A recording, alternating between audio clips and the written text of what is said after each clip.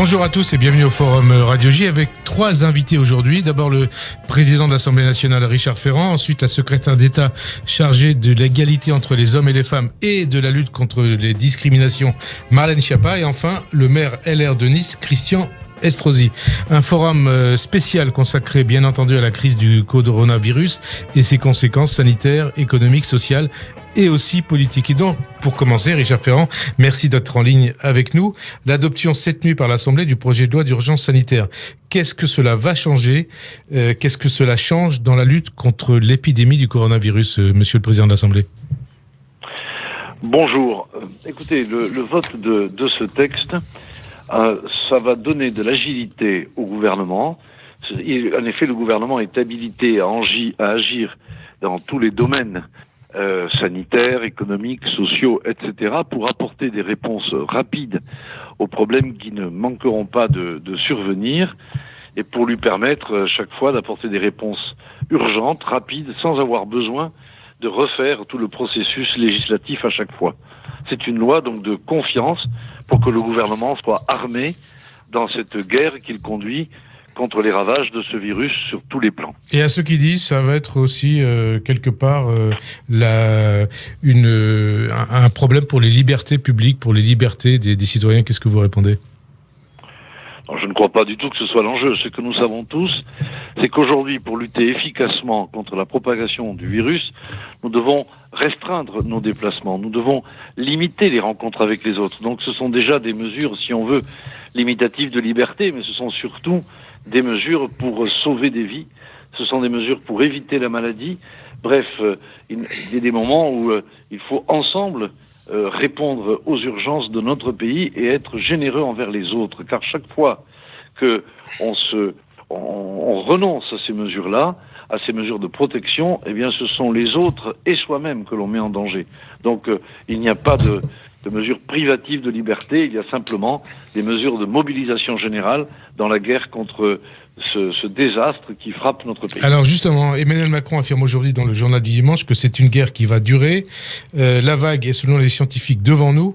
Est-ce qu'il faut durcir le confinement, éventuellement avoir recours au couvre-feu comme l'ont fait un certain nombre de maires, dont Christian Estrosi dans sa ville de Nice, Christian Estrosi qui sera qui va s'exprimer dans le cadre du Forum Radio J dans quelques minutes.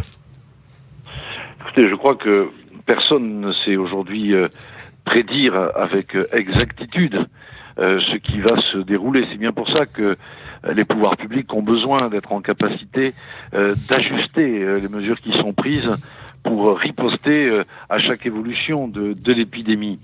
Mais en tout cas, toutes les mesures, comme celles que M. Estrosi, maire de Nice, a jugé utile de prendre, eh bien, il faut les permettre. D'ailleurs, c'est ce qu'a fait le préfet des Alpes-Maritimes en confirmant la décision prise par le maire de Nice. Donc je crois que c'est chacun qui doit prendre ses responsabilités là où il est et agir au mieux des intérêts de la population. Alors, l'Assemblée nationale a des fonctions de contrôle au-delà de la fabrique de la loi. Vous êtes président donc de l'Assemblée nationale. Est-ce que vous allez prendre des initiatives de contrôle au-delà des questions au gouvernement pour suivre justement la crise du coronavirus, Richard Ferrand ? Vous savez, l'heure aujourd'hui est à l'urgence, l'heure est au combat, l'heure n'est pas, si vous voulez, à mener des investigations ici ou là. Il faut être aux côtés de tous les fonctionnaires, de tous les acteurs privés et évidemment du gouvernement. Il nous faut être rassemblés parce qu'il nous faut tous ensemble agir pour gagner cette guerre. Alors le moment venu, évidemment, c'est la fonction du Parlement.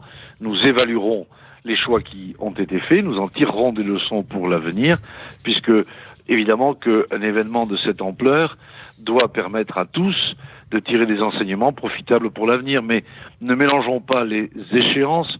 Aujourd'hui, l'heure est au combat.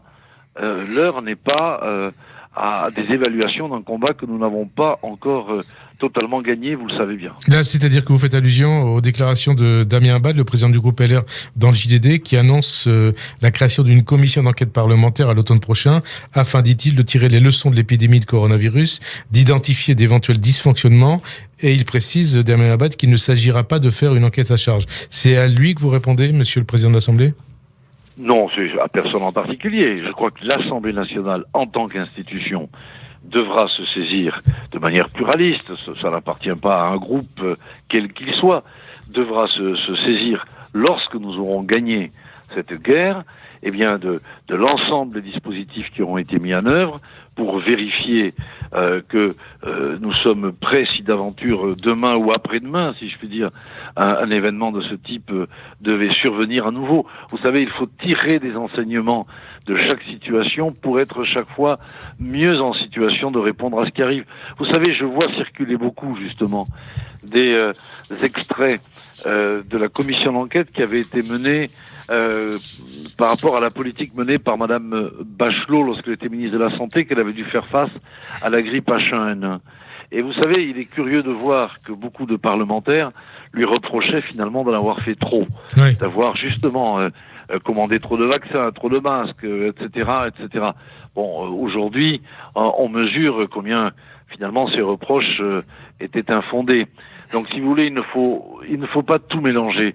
Il faut aujourd'hui d'abord rassembler nos énergies, faire comprendre et partager avec tous nos compatriotes que l'enjeu c'est de respecter les règles barrières, c'est de respecter l'hygiène de ses mains, c'est de respecter les consignes de limitation des déplacements pour éviter justement qu'il y ait un pic épidémique qui fasse que la petite part, mais en nombre ça fait beaucoup évidemment, de personnes qui doivent avoir recours à l'hôpital soit la plus basse possible pour ne pas submerger les personnels hospitaliers. Alors, je crois qu'il faut d'abord se concentrer là-dessus. Là est l'enjeu numéro 1, là est l'urgence. Est-ce que vous confirmez que mardi, vous allez mettre en place une mission d'information autour de cette crise du coronavirus ? Non, nous arrêterons le principe de mettre en place une mission d'information. Mais précisément de quoi va-t-il s'agir ? Bien, il s'agira, comme je vous l'ai indiqué, d'arrêter le principe que, après l'état d'urgence sanitaire, évidemment, eh bien, le Parlement joue son rôle de contrôle et d'évaluation. Rien de plus, rien de moins. Mais nous n'allons certainement pas, c'est en tout cas ce que j'indiquerai à mes collègues, nous n'allons certainement pas nous lancer dans ce travail-là, alors que précisément, les batailles doivent être menées maintenant. Mais après l'état d'urgence sanitaire, quand nous serons revenus à une vie que j'espère normale, alors oui, il nous faudra collectivement nous interroger sur l'ensemble des aspects sanitaires en premier lieu, mais aussi économiques, sociaux, organisationnels, etc., pour tirer les leçons de ce moment tragique de notre histoire. Alors, une mission d'information, avec quel objectif ? Pourquoi faire ? Qui traitera de quel sujet et qui aura quel intérêt pour les Français ? Bien, l'intérêt, ce sera de vérifier comment notre système de soins est adapté pour faire face à ce type d'épidémie. Ce sera de s'interroger sur l'organisation des secours, ce sera s'interroger sur tous les aspects économiques, sociaux, etc., pour que justement on puisse dire quels sont les enseignements que l'on tire pour faire face si jamais une nouvelle épidémie devait ressurgir un jour. Cela sert à ça, les missions d'information. C'est au fond, comme les commissions d'enquête, si vous voulez, c'est la même chose. Cela sert à regarder ce qui a été fait en réaction à une catastrophe de ce type, d'en tirer les enseignements pour se dire, au fond, si cela doit revenir, qu'est-ce qu'il faudrait faire différemment ou mieux ? C'est cela qui sera utile pour tous les Français, évidemment. Et donc, vous allez annoncer la mise en place de cette mission d'information donc après la crise, mardi, à l'occasion de la conférence des présidents de l'Assemblée ? Oui, je proposerai à mes collègues, ça a déjà été comment je vais dire, formulé par certains d'entre eux, qu'on se prépare à ce travail, mais après l'état d'urgence sanitaire, car ce n'est pas le moment d'aller encombrer ceux qui sont en première ligne au front. Et est-ce que cette mission d'information est compatible avec la commission d'enquête annoncée par Damien Abad ? Non, mais ça, ce sont des modalités, nous verrons bien comment on les organise. Ça, j'ai envie de dire que c'est de l'organisation interne à l'Assemblée, peu importe. L'idée, c'est que le Parlement soit en situation de tirer tous les enseignements pour qu'il soit profitable à toute la nation. Une mission d'information qui sera paritaire, où tous les partis représentés à l'Assemblée seront représentés, y compris les non-inscrits ? Toujours, c'est la règle. C'est la règle, c'est-à-dire que chaque groupe politique est représenté à proportion de ceux qu'il représente dans l'hémicycle, dans l'Assemblée nationale, et également un député non inscrit fait partie de ces missions d'information. Damien Abad pointe la pénurie de masques, l'absence de dépistage massif avec des tests et les capacités en nombre de lits de nos services de réanimation insuffisants. Est-ce que ce sont des remarques légitimes, des questions légitimes, ou est-ce pour vous une opération politicienne de la part du président du groupe LR à l'Assemblée ? Comme j'estime, au plus profond de moi-même, que l'heure n'est pas aux polémiques, vous pensez bien que je ne vais pas me lancer dans une polémique. L'heure est au rassemblement, à la concorde, à l'unité nationale pour vaincre ce qui se passe aujourd'hui dans notre pays. Donc l'heure n'est pas de déclencher des polémiques et j'ai envie de dire que ça n'a pas de place dans ce que nous devons faire à l'heure actuelle. Donc je ne cherche pas à répondre ni à polémiquer sur ce sujet. Est-ce que vous avez l'impression, est-ce que vous considérez qu'en faisant cette annonce, Damien Abad a cherché à lancer une polémique ?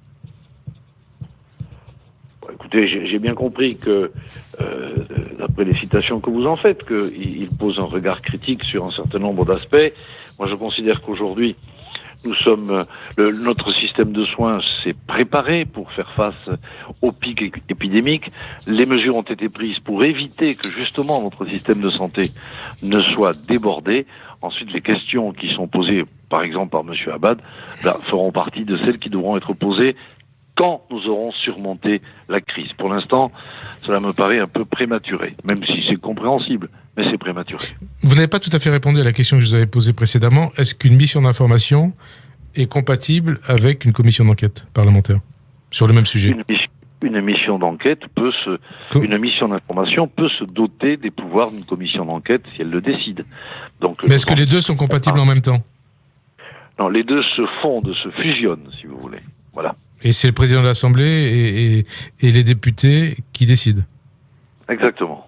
Donc si la majorité, l'AREM de l'Assemblée décide de la mise en place, et vous-même, Monsieur le Président, de la mise en place d'une mission d'information, la commission d'enquête voulue par Damien Abad ne pourra pas être mise en place. Ouais, écoutez, franchement, je ne crois pas que l'heure soit à décrire toutes les recettes de la cuisine parlementaire. Hein. Nous allons faire ce qu'il faut pour que, après l'état d'urgence sanitaire, une fois encore, nous tirions tous les enseignements de ces événements qui aujourd'hui touchent notre pays. L'organisation, on s'en débrouillera. Sur la pénurie de masques, Monsieur Richard Ferrand, Olivier Véran pointe une erreur commise il y a 9 ans, c'est-à-dire en 2011, puis confirmée en 2013. Est-ce à dire que la faute est à chercher du côté des précédents pouvoirs, et précisément ceux de Nicolas Sarkozy et de François Hollande ? Là encore, lancer une polémique alors que nous sommes en train de mener la bagarre, c'est compliqué. Mais ce qui est certain, c'est que, évidemment, le travail qui sera fait d'évaluation après l'état d'urgence sanitaire par une mission d'information qui pourra se doter de pouvoirs de commission d'enquête si elle le souhaite, eh bien, fera la généalogie de la situation et regardera quelles décisions ont été prises à tel moment. Mais une fois encore, le but ne doit pas être d'instruire des procès, c'est de comprendre quels sont les processus qui ont conduit à ce que le stock de masques qui était supérieur à 1 milliard voici 10 ans ait été réduit à 200 millions ou 150 millions de nos jours. Donc il va falloir s'interroger sur pourquoi ces choix ont été faits, au nom de quels principes, etc., etc. Mais ce temps de l'évaluation, ce temps de la compréhension de la situation dégradée dans laquelle le ministre Véran a dû faire face à ce qui nous arrive aujourd'hui, eh bien, nous l'étudierons le moment venu. Alors, il y a un sondage qui est publié aujourd'hui par le Journal du Dimanche, Monsieur Ferrand, un sondage IFOP, qui indique que les Français sont inquiets, de plus en plus aussi critiques contre le gouvernement. Ils font ainsi encore majoritairement confiance au gouvernement, mais beaucoup, 64%, l'accusent d'avoir caché certaines informations et de ne pas donner tous les moyens aux professionnels de santé. En clair, Damien Abad et accessoirement Marine Le Pen, qui raillent ce qu'elle appelle l'amateurisme d'Emmanuel Macron, ne disent-ils pas tout haut ce que les Français pensent tout bas ? Moi, j'ai une certitude, c'est que le gouvernement d'Édouard Philippe, le Premier ministre lui-même, ont toujours dit la vérité. Et comme le Premier ministre l'avait indiqué dans sa première prise de parole, Il a dit, nous dirons à la fois tout ce que nous savons et tout ce que nous ne savons pas. Parce que, en effet, la fulgurance de la progression de l'épidémie, les événements qui se succèdent, les problèmes qui se font jour ici ou là, eh bien, le gouvernement et le Premier ministre s'efforcent d'y répondre de toute leur énergie sans jamais ne rien cacher. Donc là encore, je crois véritablement que ces procès qui consistent au fond... Là, c'est un sondage, c'est un sondage. Avec des déclarations donc, de Damien Abad et de Marine Le Pen. Voilà, mais ce que je veux dire, c'est que tout le monde a besoin aujourd'hui de confiance, pas de défiance. Il faut faire confiance dans les choix qui sont faits par le gouvernement, qui s'adosse à un conseil scientifique qui regroupe les médecins les plus éminents de notre pays. Il faut faire confiance à notre système de soins. Il faut faire confiance dans les mesures de restriction de déplacement qui ont été prises. Et ce n'est pas l'heure d'être en situation de défiance. Car voyez-vous, c'est en se faisant confiance et c'est en respectant des règles communes que nous sauverons des vies et que nous éviterons bien des souffrances à bien des compatriotes. Donc c'est là-dessus qu'il faut être centré et pas commencer à faire tel ou tel reproche. Il sera temps d'évaluer bien plus tard. Aujourd'hui, il faut gagner la guerre. Il faut gagner la guerre. Et alors, justement, vous parlez de défiance, de confiance. Vous avez vu qu'un collectif de centaines de médecins et de soignants a porté plainte contre Édouard Philippe et Agnès Buzyn pour mensonge d'État devant la Cour de justice de la République. Qu'est-ce que ça vous inspire ? Et ça fait suite aux déclarations notamment d'Agnès Buzyn au Monde, aux confidences d'Agnès Buzyn au Monde, qui affirme avoir alerté dès janvier le président de la République et son Premier ministre de la gravité de la situation. Agnès Buzyn qui critiquait aussi le maintien du premier tour des élections municipales. Non, Madame Buzyn a fait part de son intuition, de ses craintes en sa qualité de médecin, à un moment où je vous rappelle que la plupart des chercheurs et des scientifiques les plus éminents estimaient qu'il n'y avait pas de gravité à percevoir et que certains même parlaient de grippette. J'ai entendu moi-même des professeurs de médecine dire encore... On précise les choses, c'est le professeur Éric Combe de la Pitié-Salpêtrière qui parlait de grippette à l'époque. Bon, donc c'est vous dire que les scientifiques eux-mêmes ont tâtonné, eux-mêmes ont cherché à comprendre ce qui pouvait se passer ou ne pas se passer. Donc ce qu'il faut aujourd'hui comprendre, c'est que les uns et les autres ont tâtonné dans la compréhension même des phénomènes alors qu'ils sont des scientifiques éminents. Moi, je ne leur en fais pas formellement un reproche. Je dis simplement que parfois, il faut être humble face à ce que l'on ne comprend pas, que l'on ne mesure pas ou que l'on ne sait pas. Ce qu'il faut, lorsque l'on prend la mesure des enjeux, en revanche, c'est se retrousser les manches et tous ensemble faire front.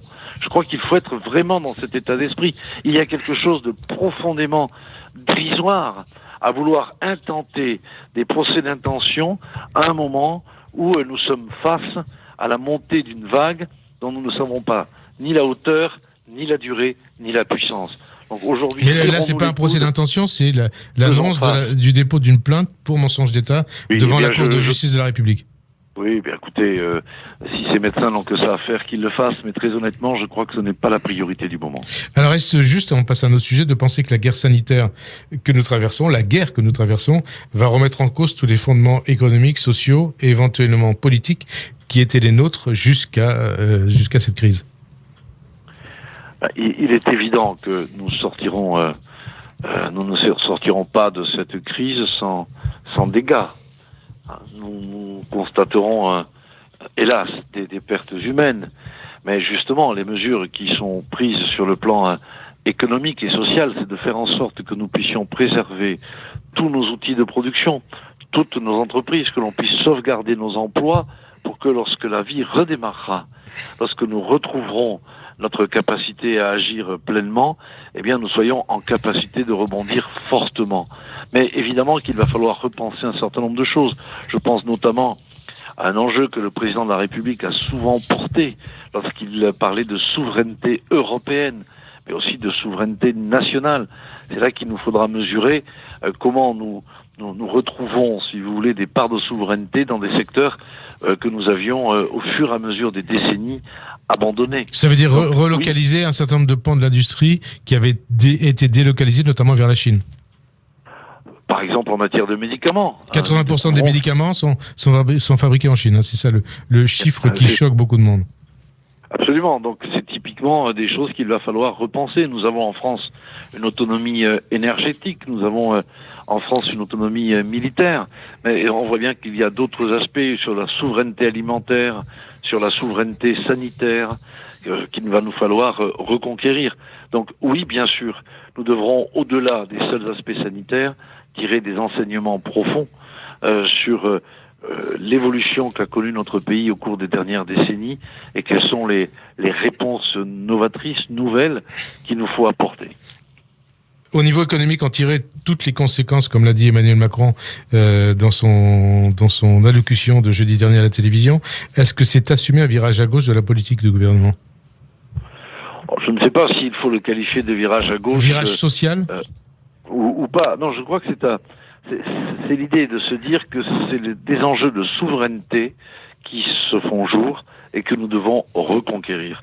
Je crois que c'est ça l'axe profond de ce qu'il va nous falloir reconsidérer. Ensuite, la question, notre système social est un des plus redistributifs d'Europe, du monde, donc là-dessus, bien sûr qu'il faut toujours améliorer les choses, mais les enjeux numéro 1, c'est de constater aujourd'hui que l'interdépendance internationale fait qu'on a perdu en souveraineté. Alors d'un côté, tous nos industriels, nos acteurs économiques qui exportent sont naturellement très favorables aux frontières ouvertes et aux échanges internationaux. Il nous faudra rester dans cette idée-là, tout en veillant à ce que sur des aspects essentiels, nous ayons une véritable souveraineté, une véritable autonomie. C'est sans doute ces chantiers-là qui devront être ouverts, et d'autres, sans doute, que nous ne soupçonnons même pas à l'heure où nous parlons, mais qui feront partie des enseignements que nous devrons tirer le moment venu. Puisque vous êtes président de l'Assemblée nationale, Monsieur Ferrand, qu'en est-il des réformes en cours ou récentes, comme celle des retraites ou de l'assurance chômage ? Faut-il tout revoir, tout reprendre à zéro ? Ce qui est certain, c'est que tout est suspendu. Oui, mais c'est partant de là que je vous pose cette question. Suspendu, Est-ce que ça veut dire qu'il faut quelque part y renoncer ? La réforme des retraites est en cours.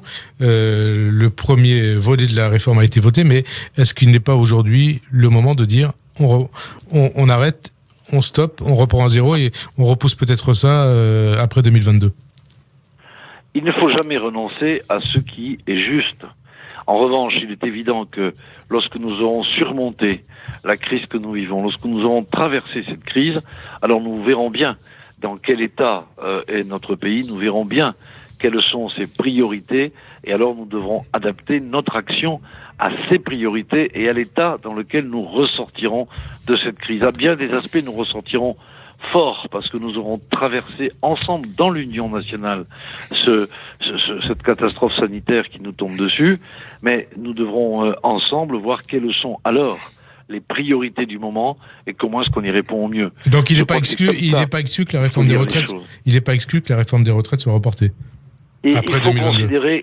Il faut considérer qu'à ce stade, rien n'est décidé et que rien n'est exclu, parce que là encore, il faut être réaliste, il faut être pragmatique, et nous verrons ensemble, tous les Français verront ensemble comment nous sortons de cette crise et quelles sont alors les priorités pour nous réarmer et reprendre notre croissance économique, mais reprendre notre vie sociale, bref, retrouver pleinement goût à la vie, alors qu'en ce moment, vous voyez bien que tout le monde est un peu sous l'été noir face à cette crise. Alors, ce sont des enjeux qu'on ne peut pas lister à l'aune des seuls travaux parlementaires passés et actuellement suspendus. Une ou deux questions pour conclure cet entretien, Monsieur Ferrand. Au niveau politique, Emmanuel Macron affirme dans le JDD que cette crise sera un test pour la solidité de notre démocratie. Il appelle aussi à l'union sacrée face à une menace à long terme, considérant, et c'est le président de la République qui parle, qu'on ne sait pas tout de demain. Est-ce à dire que le clivage gauche-droite est totalement obsolète ? Et comment traduire ce constat dans les faits, Monsieur Ferrand ? Eh bien, le fondement même de la démarche d'Emmanuel Macron était de suggérer que l'on puisse dépasser les clivages pour se retrouver autour du projet qu'il avait porté lorsqu'il était candidat à la présidence de la République. Donc ce qu'il dit aujourd'hui confirme cette trajectoire et dit bien cette nécessité. Aujourd'hui, croyez-vous que nos compatriotes attendent des chamailleries entre partis ? Non. Aujourd'hui, ce qui est attendu, c'est que tout le monde soit uni pour faire face. C'est la première attente forte, j'en suis convaincu, de tous nos compatriotes, qu'il il ne souhaite pas qu'il y ait des polémiques inutiles et qu'ensuite on repense ensemble l'avenir. Et peu importe si celles et ceux qui voudront apporter leur pierre à l'édifice du redémarrage ou de la reconstruction le moment venu, peu importe de savoir s'ils viennent de la droite ou de la gauche, c'est toujours le projet qui compte, c'est la République qui compte, c'est la France qui compte. Ce ne sont pas les appartenances partisanes. Dernière question, Monsieur Ferrand, quand on vous entend, on se dit, quelque part, vous lancez cette idée de peut-être d'une union nationale après la crise, d'un gouvernement d'union nationale après la crise. Justement, est-ce que dans ce contexte, cela passe par la mise en place d'un gouvernement d'union nationale sur le modèle de ce qui avait été fait après la guerre, après la Deuxième Guerre mondiale? Vous savez, l'union nationale, on en a besoin aujourd'hui. Et on va bien voir comment elle va vivre. Et pour en tirer des enseignements politiques, c'est aujourd'hui bien prématuré. Mais en tout cas, l'union nationale, sur le plan politique, c'est aussi l'urgence d'aujourd'hui. Merci Richard Ferrand d'avoir répondu à notre invitation. On se retrouve tout de suite avec Marlène Schiappa. À tout de suite.